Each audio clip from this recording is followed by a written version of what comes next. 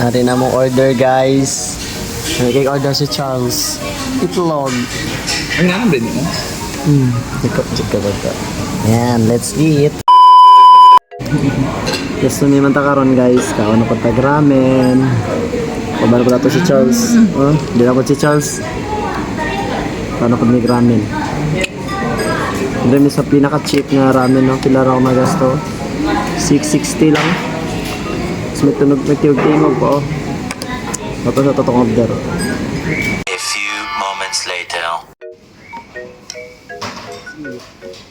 Hello guys, so kakain muli ako ng ramen. So kung napapansin nyo, every video ko dito sa Japan is palagi na lang talaga akong kumakain ng ramen.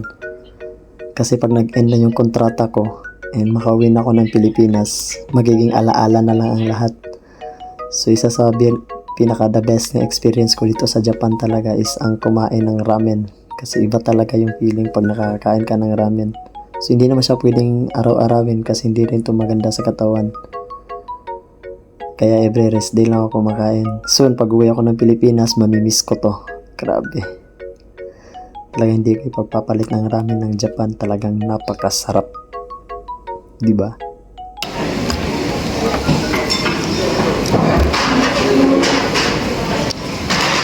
Bye-bye!